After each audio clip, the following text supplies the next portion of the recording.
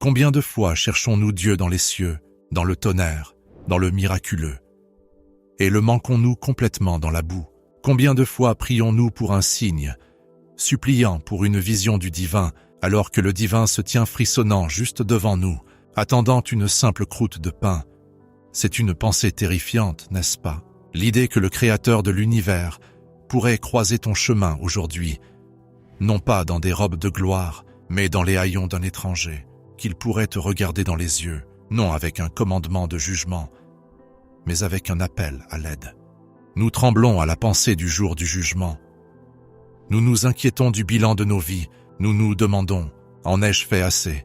Ai-je assez prié? Dieu connaît-il vraiment mon cœur? Mais il y a un secret révélé à sainte Faustine Kowalska, un secret caché dans les pages reliées de cuir de son journal, qui change tout. Il transforme notre peur en opportunité. Il révèle que l'épreuve de nos vies ne se déroule pas dans un lointain tribunal de l'au-delà. Elle se déroule en ce moment même à ta porte d'entrée, dans ta cuisine, dans ton bureau et dans ta rue. Est-il possible que tu aies déjà rencontré Jésus sans le savoir?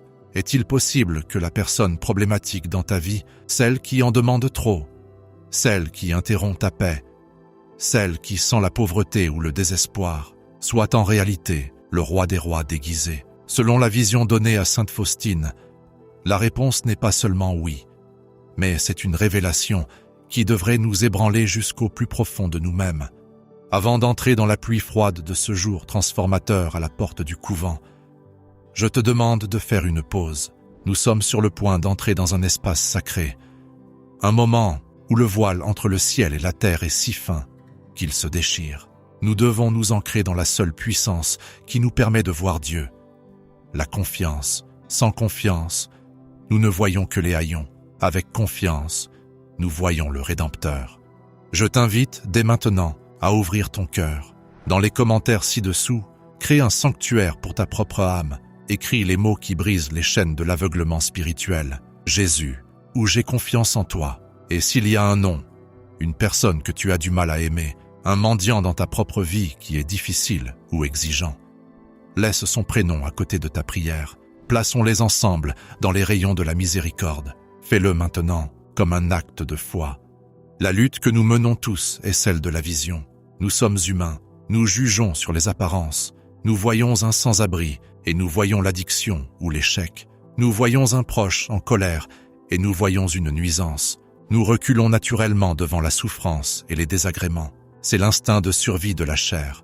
Nous protégeons notre temps, nous protégeons nos ressources et nous protégeons nos cœurs. Nous pensons que la sainteté se trouve dans le silence de la chapelle, loin du bruit et de l'odeur du monde. Nous pensons être au plus proche de Dieu quand nous sommes seuls avec lui. Mais Jésus avait besoin de briser cette illusion pour sainte Faustine, et il a besoin de la briser pour nous. Il devait lui montrer que si la prière est le poumon de l'âme, la miséricorde en est le battement de cœur, et la miséricorde ne peut exister dans le vide. La miséricorde nécessite une cible. La miséricorde nécessite la misère. Revenons à l'année 1937. Le décor est le couvent en Pologne. Le temps est misérable. C'est le genre de jour qui te pénètre jusqu'aux os. Une pluie grise et incessante, de la boue s'accumulant sur les pavés. C'est un jour où tout le monde veut rester à l'intérieur près de la chaleur du poêle, en sécurité derrière les hauts murs du cloître. Sœur Faustine vaque à ses occupations. Elle est fatiguée, elle est malade, luttant contre la tuberculose qui finira par lui ôter la vie. Elle a toutes les raisons de se replier sur elle-même, de se concentrer sur sa propre douleur, sa propre prière, sa propre souffrance. Puis, la cloche du portail sonne. Maintenant, imagine le son. Ce n'est pas une fanfare de trompette, c'est un cliquetis mécanique rouillé. C'est le son de l'interruption. Combien de fois Dieu t'interrompt-il? Faustine va au portail. Elle déverrouille la lourde porte et l'entr'ouvre en grinçant. Là, sous la pluie battante, se tient un jeune homme. Ce n'est pas un vieux mendiant usé par le temps, mais un jeune, douloureusement maigre, trempé jusqu'aux os, frissonnant violemment dans l'air humide. Ses vêtements sont des haillons en lambeaux, n'offrant aucune protection contre le froid piquant. Il est pieds nus dans la boue. Il regarde la religieuse avec des yeux caves et dit « S'il vous plaît, à manger chaud. C'est une demande simple, mais dans un couvent, les ressources sont comptées, le temps est compté. Il aurait été facile de dire « je n'ai rien » ou « revenez plus tard ». Il aurait été facile de le juger. Pourquoi un jeune homme mendie-t-il? Pourquoi ne travaille-t-il pas? Mais Faustine n'hésite pas.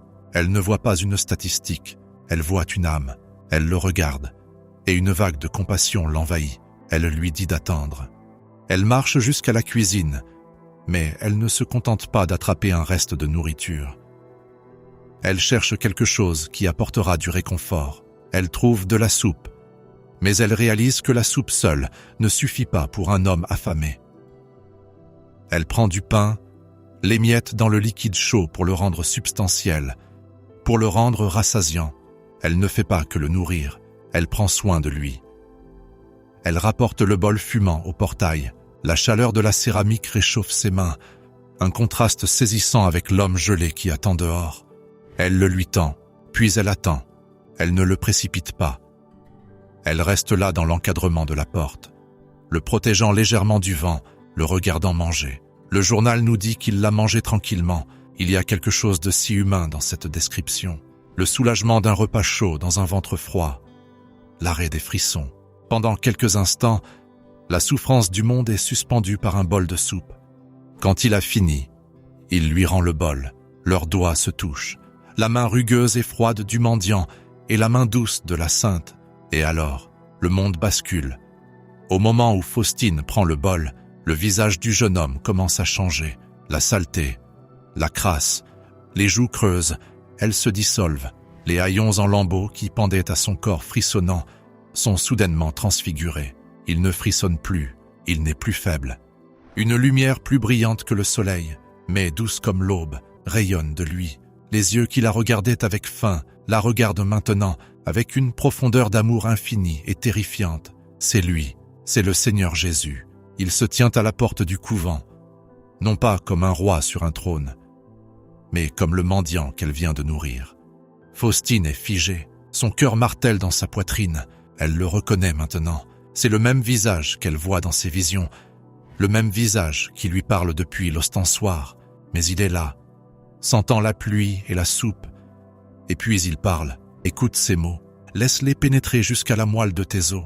Il lui dit, « Ma fille, les bénédictions des pauvres sont parvenues à mes oreilles, et ta compassion, dans les limites de ton obéissance, m'a plu. » Faustine est bouleversée. Elle tombe probablement à genoux ou baisse la tête, cachant son visage dans son voile. Pourquoi le Dieu de l'univers se déguiserait-il? Pourquoi la piégerait-il? Jésus répond à la question, avant même qu'elle ne puisse la poser. Il explique la raison de cette mascarade. Il dit, « Je suis descendu de mon trône pour goûter la miséricorde de ton cœur. » Laisse cette phrase t'arrêter net. Je suis descendu de mon trône pour goûter la miséricorde de ton cœur. Considère la majesté de Dieu.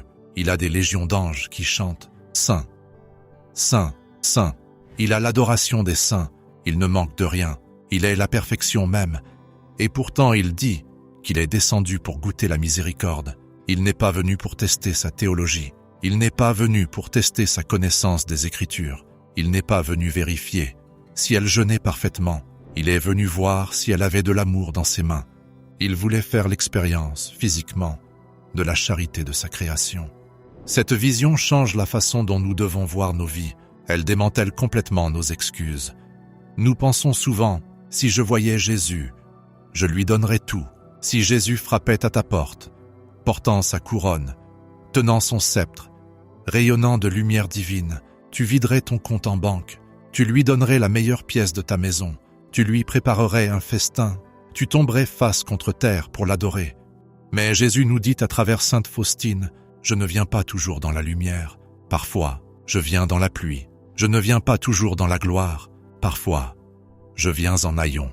Il se cache pour que notre amour puisse être libre. S'il apparaissait dans la gloire, nous le servirions par peur ou par crainte. Mais quand il apparaît comme un mendiant, ou un collègue agaçant, ou un enfant difficile, ou un parent malade, nous avons le choix. Nous pouvons nous détourner ou nous pouvons aimer. Et quand nous choisissons l'amour face à des circonstances peu aimables, c'est le goût de la miséricorde dont Dieu a soif. Ce ne fut pas la seule fois où Jésus souligna cela à Faustine. Tout au long du journal, il est implacable sur l'application pratique de la miséricorde. Il lui dit, et il nous dit, qu'une spiritualité valide doit avoir 3 composantes.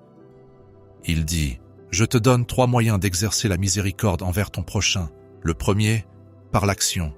Le deuxième, par la parole. Le troisième, par la prière. Ces 3 degrés renferment la plénitude de la miséricorde. Et c'est une preuve incontestable d'amour pour moi. Remarque l'ordre. L'action vient en premier. Le jeune mendiant au portail n'avait pas besoin d'une prière à ce moment-là. Il avait besoin de soupe. Si Faustine était restée là et avait dit « Je prierai un chapelet pour toi » et elle avait renvoyé le ventre vide, cela aurait-il plu à Jésus? Non. Cela aurait été une moquerie. Il y a des moments pour la prière et il y a des moments pour la soupe. Nous devons nous demander qui est le mendiant à ma porte aujourd'hui. Ce n'est peut-être pas un sans-abri au sens littéral. Peut-être que la pauvreté que tu rencontres est différente. Peut-être que le mendiant est ton conjoint, affamé d'un mot gentil après une longue journée. Peut-être que le mendiant est ton enfant, affamé de ton attention, tirant sur ta manche pendant que tu regardes ton téléphone. Peut-être que le mendiant est ce parent âgé qui raconte les mêmes histoires encore et encore, affamé de la dignité d'être écouté. Peut-être que le mendiant est la personne dans la section des commentaires qui est en colère et qui s'emporte, affamé de compréhension. Jésus est caché en eux. Ils portent le déguisement de leur humanité. Ils portent le costume de leurs défauts. Il est descendu de son trône pour goûter la miséricorde de ton cœur. De quoi vas-tu le nourrir? Lui donneras-tu le pain émietté de ta patience? Lui donneras-tu la soupe chaude de ton pardon? Ou vas-tu claquer la porte? La réalité terrifiante et magnifique de la miséricorde divine est que Dieu s'est identifié entièrement à la victime, aux faibles, aux nécessiteux. Dans un autre passage du journal, Jésus dit à Faustine, « Sache ceci, ma fille, si tu tends vers la perfection, tu gagneras beaucoup d'âmes, mais si tu ne tends pas vers la sainteté, tu perdras beaucoup d'âmes. Nos actions ont des conséquences qui se répercutent dans l'éternité. » Quand Faustine a nourri le mendiant, elle ne faisait pas juste une bonne action, elle servait le corps du Christ. Imagine si elle l'avait repoussé, imagine si elle avait dit « Je suis trop occupée, je suis trop malade, allez-vous-en ». Elle aurait repoussé Dieu lui-même, elle aurait manqué la rencontre d'une vie. Combien de rencontres avons-nous manqué? Mais voici la miséricorde, et écoute bien, car c'est là que la culpabilité tente de s'insinuer. Oh, et nous devons la bannir avec la lumière de la vérité. Jésus n'a pas révélé cela pour nous faire honte des fois où nous avons échoué. Il a révélé cela pour nous éveiller aux temps à venir. Il ne se tient pas au-dessus de toi avec un presse-papier, comptant chaque fois que tu es passé devant un mendiant. Il se tient devant toi maintenant, t'offrant un nouveau regard. Il te donne la grâce de Faustine, la capacité de regarder ce qui est agaçant, brisé, sale et difficile, et de voir le visage rayonnant du Christ attendant d'être dévoilé. Il t'invite à être un agent de sa providence. Pense à l'intimité de cette phrase. Pour goûter la miséricorde de ton cœur, cela implique que notre miséricorde est une nourriture pour Dieu.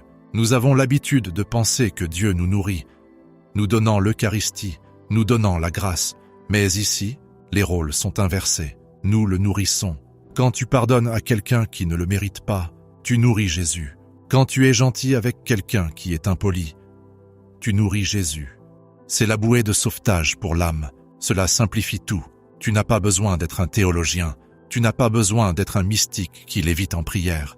Tu as juste besoin de garder les yeux ouverts à la porte. Cette semaine, tu seras testé.